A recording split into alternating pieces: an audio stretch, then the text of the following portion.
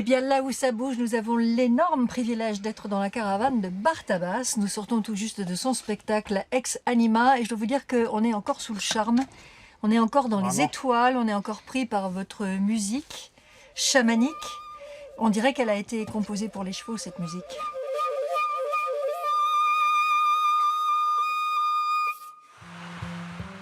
Ex Anima nous donne à voir les chevaux comme s'ils étaient dans leur état naturel.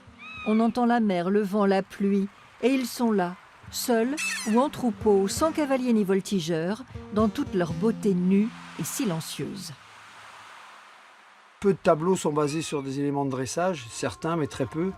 Et le reste, ce sont on va dire presque des éléments que nous ont proposés les chevaux dans des improvisations même. C'est-à-dire que ce sont des choses qu'ils exécutent par instinct et par jeu, on pourrait dire, quoi.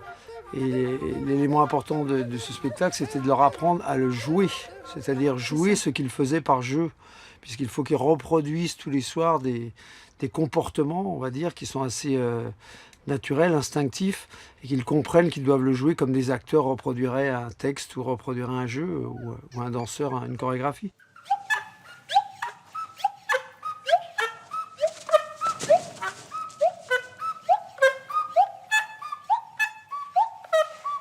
Le stade ultime de la fusion, c'est quand on n'est plus dessus, quand il n'y a plus de mort et plus de bride. C'est pour ça que je l'ai appelé ça ultime représentation, ultime création. Je ne sais pas si elle sera vraiment la dernière, si c'est la dernière en date ou pas, mais pour moi c'était quand même le bout de tout un aboutissement. Bien que vous savez, quand vous travaillez des chevaux en dressage plus classique, enfin en tout cas à ma manière, l'objectif c'est quand même de se faire oublier sur le cheval aussi. C'est-à-dire que c'est le cheval qu'on doit admirer, pas le cavalier, quoi. Oui. Mais encore une fois, c'est déroutant de voir qu'ils ne sont pas montés. C'est déroutant ou rassurant pour vous? C'est déroutant. Parce qu'on n'est pas habitué, justement. On voit toujours des chevaux avec des cavaliers dessus qui leur donnent des coups de talon, qui leur font sauter les obstacles et des choses comme ça. Enfin, ça, il y a longtemps que ça se pratique plus à Zingaro. Ah ben oui.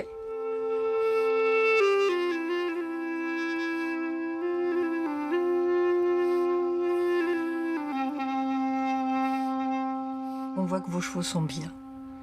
Qu'ils ne sont pas forcés à faire ce qu'ils font, ils sont calmes, ils sont bien dans leur tête. Quand on les voit aux écuries, ils sont parfaits. Donc bravo, quoi.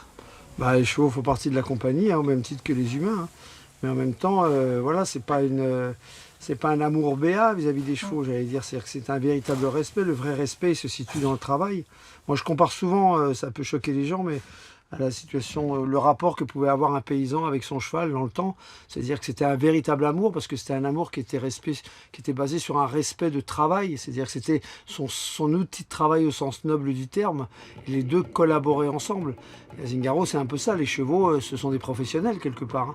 La seule différence avec les humains, c'est qu'ils n'ont pas choisi d'être là. Donc on leur doit d'autant plus d'attention, d'amour et de respect que voilà, ils n'ont pas choisi de travailler avec moi, on va dire, quoi.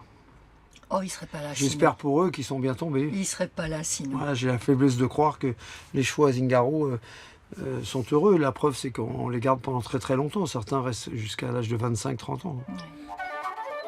Et si vous voulez les voir, ces heureux artistes de Zingaro, Ex Anima, c'est tous les soirs, sauf les jeudis, à Caen, à 20 h, jusqu'au 24 octobre. Il reste des places.